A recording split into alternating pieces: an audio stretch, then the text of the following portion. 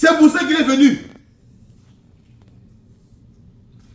Les gens sont là, en train de vivre, ils s'en foutent de Jésus, ils s'en foutent de la parole, ils s'en foutent de Dieu, parce qu'ils ne connaissent que la connaissance, et ils pensent qu'ils sont ok, alors que c'est ça leur problème. Mais le problème, c'est que personne ne leur dit que le problème que tu as, c'est ta naissance qui est mauvaise. Voilà pourquoi tu as besoin du salut. Parce que la première naissance, elle est mauvaise. Elle est entachée d'erreurs. Voilà pourquoi tu fumes, tu bois, tu commets l'adultère, fornication, viol et pornographie et tout ça là-bas. Parce que ta première naissance t'a mis dans ces conditions là-bas. Tu es né comme ça. Tu es né mal. C'est ça ton problème. Mais si quelqu'un est malade et qu'on ne lui dit pas, comment est-ce qu'il ira vers le médecin pour prendre le médicament? Bon, il ne sait pas qu'il est malade. Il ne sait pas qu'il est malade. Voilà, par exemple, vous voyez ce qu'on appelle le goitre. Le goitre, ça gonfle ici. Bon, tu as un goitre, mais on t'a jamais dit que tu es malade. C'est normal. Tu as un goitre, tu as ton goitre là-bas, c'est normal. Tu peux vivre avec et mourir comme ça là-bas. Tu as vécu, tu es mort là-bas. C'est fini. Tu grandis, tu vieillis, tu meurs avec ton goitre, mais tu n'as jamais su que tu es malade. À moins que tu te dises, écoute, ça, tu m'as dit là-bas, il y a un prénom pour ça. Dans ce monde ici, Satan garde les gens dans l'ignorance. Ils ne savent pas du tout de quoi ils souffrent. L'homme souffre de quoi? De sa naissance. Sa naissance, c'est ça son problème. L'homme est né mal. Le Seigneur est venu pour apporter quoi? La nouvelle naissance qui corrige la naissance première. C'est ça l'homme des choses. Maintenant, ils ne savent pas ça, ils vivent comme ça là-bas, jusqu'à ce qu'ils meurent. Ils vivent jusqu'à ce qu'ils meurent. Un jour, la mort, ils meurent et ils sont tous candidats à être jugés et mis à l'état de feu. Et Satan garde les gens à l'ignorance, qui ne sachent pas de quoi ils sont malades. Parce que s'ils reconnaissent ça, ils vont nécessairement le remède. Maintenant, ça pense qu'on est né comme ça là, qu'il n'y aura pas un jugement. À la fin, il y aura un jugement. J'ai dit quoi souvent ici? Si tu ne prends pas la décision, si tu ne décides pas d'aller vers Jésus, tu as décidé de rester comme tu es. Il n'y a pas de oh, je n'ai pas décidé. Non. Il y aura, à la fin là-bas, il y aura un jour pour avoir rejeté le salut. Dieu ne jugera personne comme un pécheur. Parce que nous sommes dans le pécheur. On n'a pas demandé d'être comme ça. Nous sommes nés dans le péché. Nous sommes pécheurs dès le départ. Pour ça là-bas, Dieu ne nous condamne pas. Comme il dit, tu ne peux pas condamner un cochon qui se frotte dans la boue parce que c'est sa nature. Alors l'homme dans le péché, il vit dans le péché comme ça là-bas, c'est sa nature. Mais à partir du moment où Jésus est venu sur la terre et qu'il a payé le prix du péché. Maintenant, c'est à l'homme de décider. Jean 3, 19. C'est à l'homme de décider de faire le choix. Et puis ça, c'est là qu'il va venir connaître. Jean 3, 19, c'est là qu'il va venir connaître. C'est là maintenant que, à partir du moment où le prix a été payé, maintenant, Dieu ne compte plus personne comme pécheur. Le prix a été payé, il a expié le péché du café. Maintenant, personne n'est pécheur. Maintenant, c'est quoi? C'est le temps de décider d'aller vers la lumière ou de demeurer dans les ténèbres. À partir de ce moment-là, c'est quoi? Pour arrêter le jugement, les gens seront jugés pour avoir rejeté le plan du salut et avoir préféré demeurer dans la vie de péché à cause de leurs conditions. Ils ont tellement aimé leur condition de péché qu'ils ont aimé ça, ils préfèrent rester là. Alors à la fin, ils sont restés comment? Ils seront jugés pour avoir rejeté le salut. Ils ont décidé de demeurer dans le péché.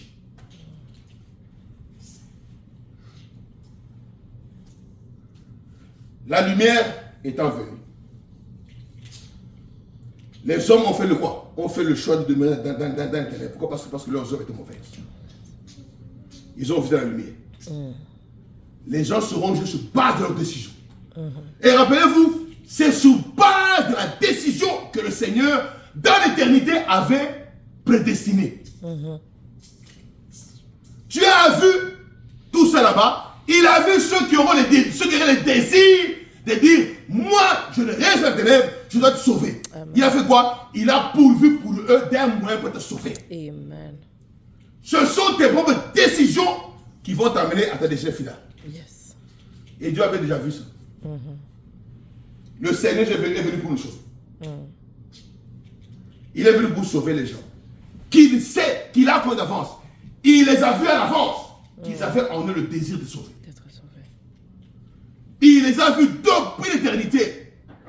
Qu'ils avaient en eux le désir d'être sauvés.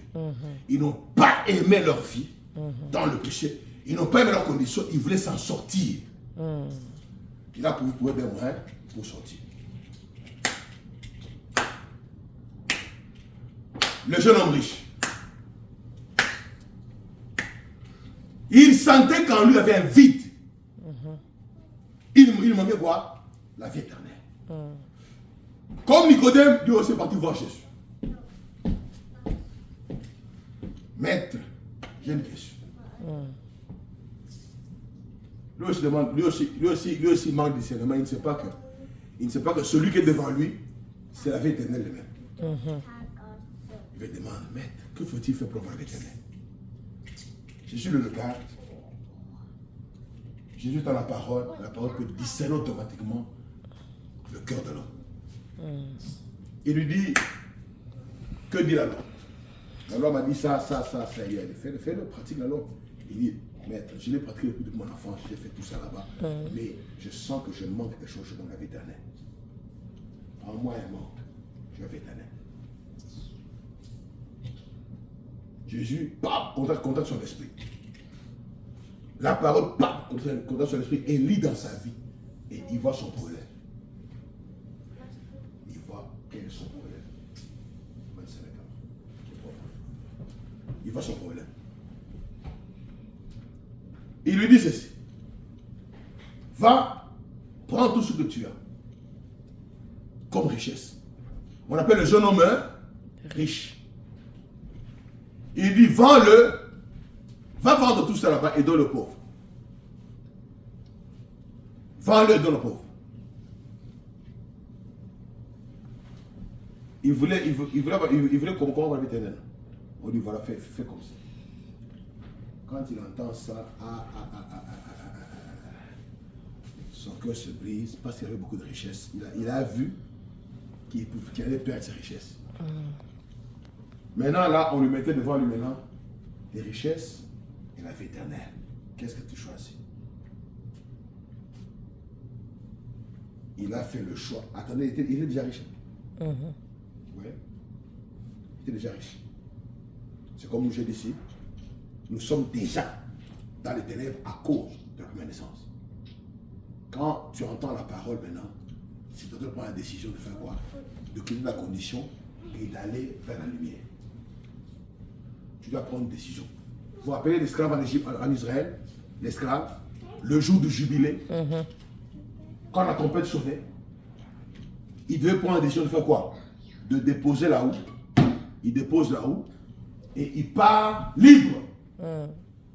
Parce que la trompette de la liberté avait sonné. Mais il devait prendre la décision. Il devait prendre quoi? La décision. Maintenant, il avait deux décisions à prendre. Une des deux décisions. Il devait prendre une décision parmi les deux. Lesquelles? Un, il part libre. Il quitte son maître, il part libre parce que la trompette a sonné. C'est pour lui dire, tu es libre. Soit il obéit à la trompette et il part libre. Deuxième décision qu'il peut prendre, c'était quoi? Il décide de demeurer dans sa condition et rester quoi? Esclave à vie. Au service de ce maître-là. Voilà ce que fait la trompette de l'évangile. Dès que tu entends la parole maintenant, dans ton cœur, tu dois prendre une décision. Voilà pourquoi le salut ne se transmet pas par les liens de la filiation. Oh mon père, un père qui a le Saint-Esprit ne peut pas le donner à son fils. Non. Pourquoi? Parce que quand tu entends la parole, it's up to you. C'est à toi de prendre la décision. Ou tu restes dans la condition où tu es. Tu es comme l'esclave qui a décidé de demeurer esclave pour son maître à vie. Ou alors, tu prends la décision d'obéir, tu dis, je vais obéir à la trompette va dire ce livre, je pars libre du péché. Je sors, je pars libre du péché. Le jeune homme riche était déjà riche sur la vie éternelle. On lui dit maintenant, tu fais quoi? Tu vends tout ce que tu as, tu le vends aux pauvres, tu te débarrasses sur le sol là-bas, et tu me suis. Va vendre tout ce que tu as là-bas et viens suivre-moi. Il devait quitter d'une condition dans laquelle il était à une nouvelle condition. Il allait maintenant être pauvre. Mais il allait gagner quoi? La vie éternelle qu'il n'a pas. Devant lui, deux décisions. Il vient d'entendre la trompette de l'évangile lui être signifiée. Vends tout ce que tu as et suis-moi. Tu vends tout, donne aux pauvres, tout ça là-bas, distribue aux pauvres et suis-moi. C'est ça la question. C'est pour ça que tu es venu. Faut que je dise ce qu'il faut faire. On lui présente la lumière. Lui, il savait que je suis ténèbres, je manque la vie éternelle. Je manque la vie dans mon âme. Mon âme est dans les ténèbres. Vous demandez, il vient de dire, Seigneur, quand tu as fait pour avoir la vie éternelle, on lui montre des choses de la lumière. Ah, il regarde sa condition matérielle. Je ne suis pas prêt de lâcher. Et right there, il prend la décision de rejeter la parole et de demeurer dans la condition où il était. Comme l'esclave qui demeure, qui prend la décision de demeurer au sein de son maître. On l'amenait au temple, on lui perçait le avec un poinçon et il restait esclave. Il devait être marqué qu'il est esclave à jamais pour se mettre là. Ok. Lui aussi maintenant, dès qu'il décide comme ça là-bas, il se coupe de la vie éternelle. Il se coupe de Dieu. Exactement comme les enfants d'Israël qui sont arrivés à Kadesh Barnea. Ils arrivent là-bas, ils décident de partir dans le pays. Ils décident, le pays est là. Dieu leur dit, je vous le donne. Ils disent quoi? Nous sommes incapables. Nous sommes incapables. Il y a des nations fortes là-bas, des villes fortifiées, des armées puissantes là-bas, et des géants. Nous sommes incapables de prendre le pays. Trouvons-nous un leader et retournons dans notre condition d'avant. Retournons là-bas, demeurons esclaves. De qui? Des Égyptiens. À partir de ce moment-là, ils sont coupés de la vie éternelle. Ils sont morts. Ça veut dire quoi? Ils ont été séparés éternellement d'avec Dieu. Ils sont morts là-même. Ils sont morts là-même. La mort est là-même. Les effets ont commencé à agir. Ça a pris du temps pour que physiquement il meure. Mais dans l'entretemps, Jésus, on veut te dire quoi? Qu'est-ce que Dieu a fait? Dieu a pris soin d'eux. Dieu prenait soin d'eux pendant les 40 ans. Dieu a pris soin d'eux. Qu'ils ne manquent pas à manger, qu'ils ne manquent pas à boire, que leurs vêtements ne s'usent pas, que leurs pieds ne s'usent pas. Ils ont marché pendant 40 ans là-bas. Et la nuit, il est conduit par une colonne de feu. La journée par une colonne de nuée. Dieu a pris soin d'eux afin qu'ils ne manquent de rien. Il a pris soin d'eux jusqu'à leur mort. Et quand ils sont morts, séparés avec lui, cinquième dimension.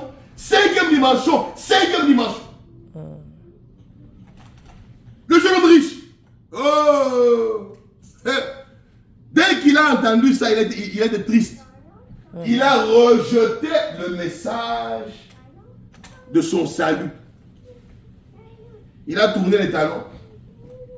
Et il est parti tout triste. Jésus l'a regardé. Jésus l'a aimé. Lui, on l'a même aimé. Jésus l'aima. Oh! Dès ce moment-là, il a franchi la ligne de démarcation entre la grâce et la condamnation. Il a été condamné. Il a été condamné dès ce moment-là. Mais, qu'est-ce qui s'est passé dans sa vie? Il était riche. Il est encore plus riche. Il a prospéré le gars. Dans la parabole du pauvre Lazare, qui mangeait les miens qui tombaient à la table des riches. C'était ce garçon. Il a prospéré. Il a prospéré. Ses affaires ont prospéré. Tu sais ce qu'il s'est dit un jour. Il faut que je puisse détruire mes entrepôts ici et construire de plus grands pour entasser parce qu'il y avait beaucoup de richesses, beaucoup de récoltes, tout ça là-bas. Il a prospéré. Dieu l'a béni. Il se réjouissait, il mangeait bien là-bas. Et à sa table, les mecs tombaient là-bas. C'était le pauvre Lazare qui venait ramasser les miettes. Lazare là-bas était un fils de Dieu. La nuit, il dit, oh, mon âme, réjouis-toi. Tellement de bien, je suis bien, je vis bien ici. Je vais agrandir mes entrepôts parce qu'il y a tellement d'argent, tellement de richesses, tout ça là-bas. Cette même nuit là-bas. Son âme lui fut redemandée. Au moment inattendu, la mort l'avait déjà frappé. C'était juste question de temps.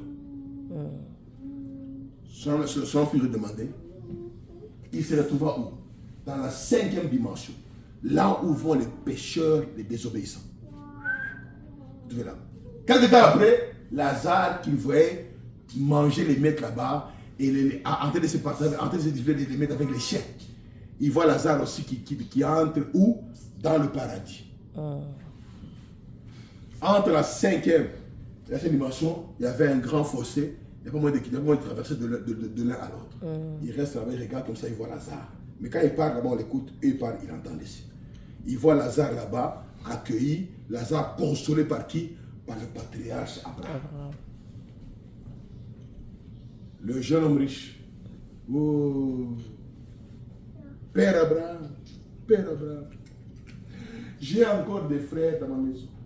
Envoie Lazare, s'il te plaît, allez leur dire qu'ils fassent tout pour ne pas venir ici.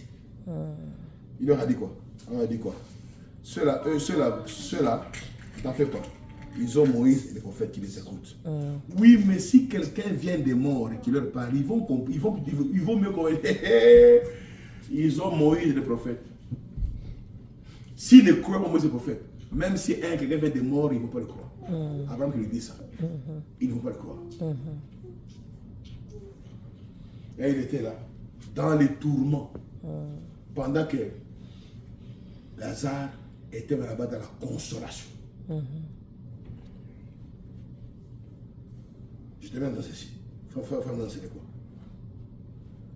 Être béni matériellement n'est pas synonyme d'être béni, d'être plutôt dans la grâce de Dieu.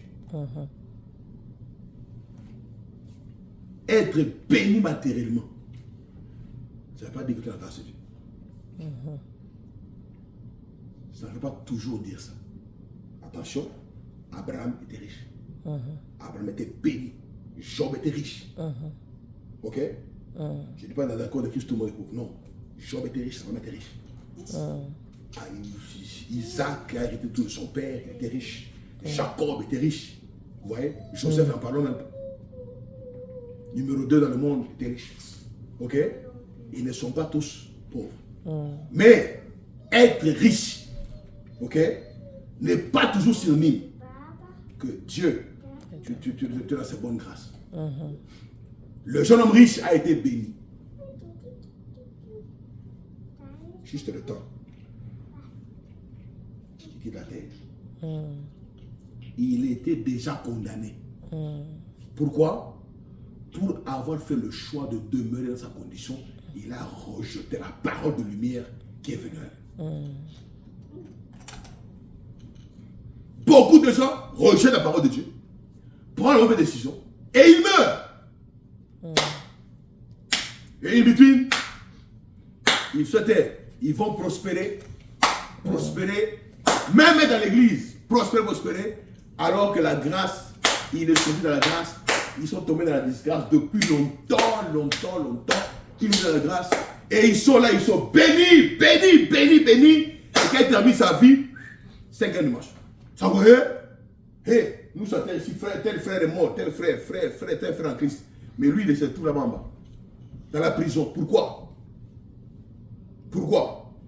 Il n'avait jamais fait le pas pour recevoir la vie éternelle. Tout ce qui était intéressé à l'église, c'était quoi? Recevoir la connaissance de la parole. Savoir, il recevait l'information sur la vie éternelle. Mais il n'est jamais parti pour s'emparer, pour recevoir la vie éternelle. Et à l'église, frère, sans vie éternelle. Frère, sans vie éternelle. Dans le message, frère, le jour où il meurt comme ça là-bas, il est surpris de voir quoi. Ce sont des anges de l'enfer qui viennent le prendre. Pourquoi? Parce que son âme n'a pas de vie. Comment va-t-il aller au paradis? Son âme n'a jamais été sauvée. Il n'a jamais reçu la vie éternelle.